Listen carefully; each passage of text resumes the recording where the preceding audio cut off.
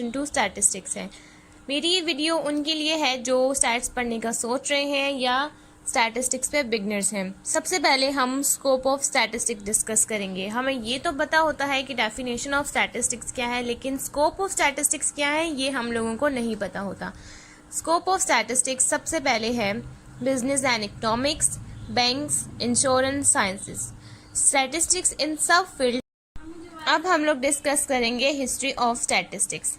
Statistics is a very old word. Statistics एक बहुत पुराना लफ्ज़ है। It is from English language, जो कि अंग्रेजी ज़ुबान का लफ्ज़ है। There is a word status in the Latin में इसको हम स्टैटस कहते हैं, and statista in the Italian, और इटालियन में इसको स्टैटिस्टा कहते हैं।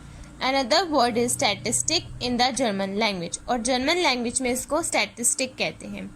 Father of statistic is sir Ronald Fisher, जिन्हें हम सर R.A. फिशर्स भी कहते हैं। Shakespeare use a word statist in his drama Hamlet 1606। Shakespeare ने अपने ड्रामा हेमलेट 1606 में वर्ड स्टैटिस्ट यूज किया था। अब हम लोग डिस्कस करेंगे what is statistics. Statistics is the science of collecting. इसमें हम डाटा को कलेक्ट करते हैं। ऑर्गेनाइजिंग, इसमें हम डाटा को ऑर्गेनाइज करते हैं, अरेंज करते हैं। प्रेजेंटिंग, इसमें हम डाटा को ग्राफिकल प्रेजेंटेशन में रिप्रेजेंट करते हैं। एनालाइजिंग, इसमें हम मेथड्स यूज़ करते हैं स्टैट्स में जो यूज़ होते हैं, mean, median, mode, standard deviation, interquartile range and much more.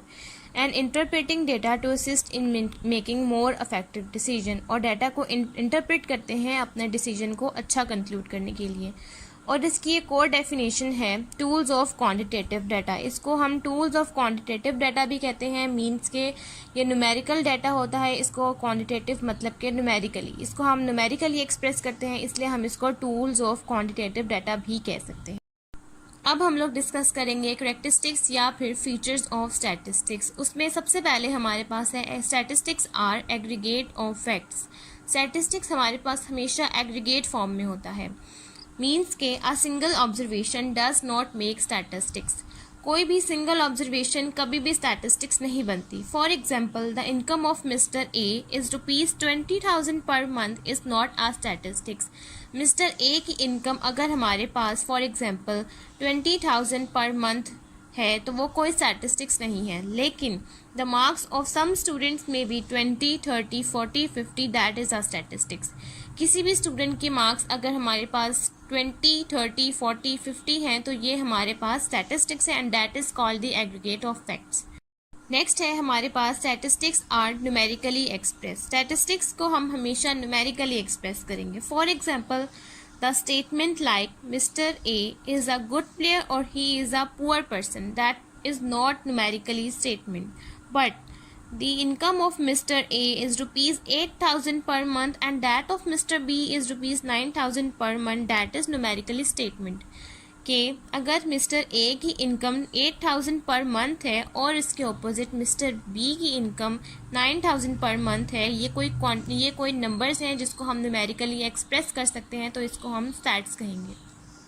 Statistics are enumerated और estimated to a reasonable standard of accuracy. Statistics कभी भी जो हम एस्टिमेट करेंगे कभी भी वो एक्यूरेट नहीं होगी, because the measurement are never exact. कोई भी चीज़ जो हम मेजर करते हैं वो कभी भी एग्जैक्ट नहीं होती। For example, suppose we take an observation on the weight of a player. अगर हमने किसी प्लेयर का वेट एस्टिमेट किया है और वो हमारे पास 70 kg है तो वो कभी भी एग्जैक्ट नहीं होगा, because the weight lie between 69.5 to 70.5 kg, क्योंकि वेट हमेशा पॉइंट्स में होता है।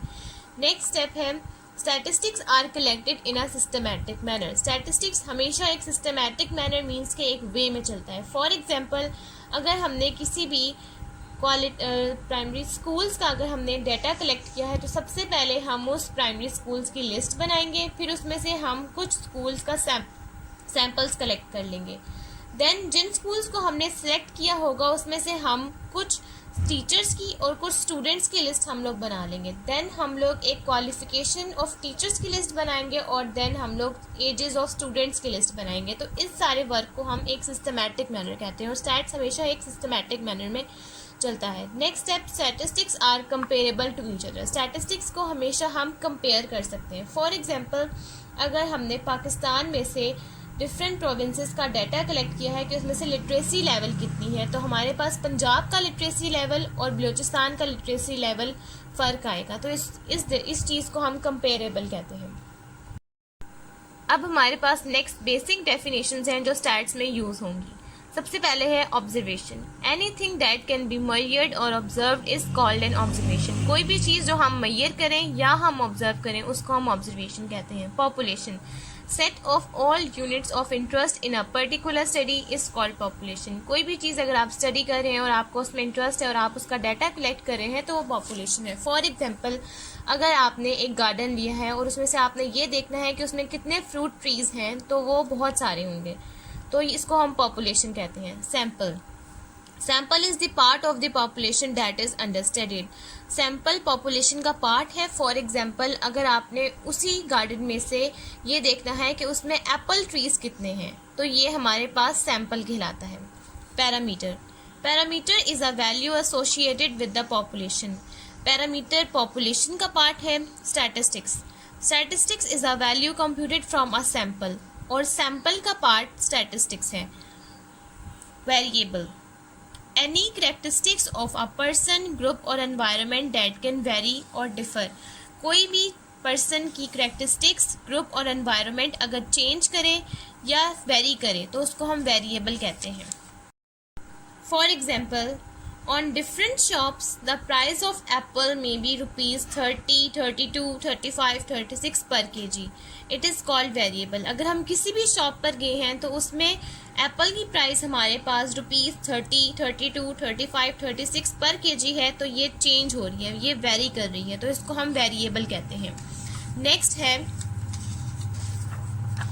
Constant, a quantity which is fixed और a value that is unchangeable. कोई भी चीज़ जो हमारे पास फिक्स रहे या कोई भी वैल्यू जो हमारे पास अनचेंजेबल हो, जो चेंज ना हो सकती हो, उसको हम कांस्टेंट कहते हैं। For example, if apple are being sold at ₹32 on all the shop that is called constant. अगर हम किसी भी शॉप पर जाएं और उसमें हमारे पास एप्पल ₹32 पर kg पर सेल हो रहा हो, तो इसको हम कांस्टेंट करेंगे क्योंकि उसकी जो प्राइस है वो कांस्टेंट है। नेक्स्ट है हमारे पास types of data. Types of data हमारे पास 2 टाइप्स हैं, जिसमें सबसे पहले है हमारे पास क्वांटिटेटिव डाटा, जिसको हम न्यूमेरिकल डाटा कहते हैं, और उसकी आगे से सब डिवाइडेड टाइप्स हैं 2, जिसमें सबसे पहले है हमारे पास डिस्क्रीट डाटा, सेकंड है कंटिन्यूस डाटा। क्वालिटेटिव डाटा जिसको हम नॉन न्यूमेरिक कहते हैं, जो नंबर्स की फॉर्म में नहीं होती। फॉर एग्जाम्पल, हमारे पास सबसे पहले है quantitative data, observation measured on a numerical scale. कोई भी ऑब्जर्वेशन जो हम न्यूमेरिकल स्केल पर मेजर करें उसे हम क्वांटिटेटिव डाटा कहते हैं।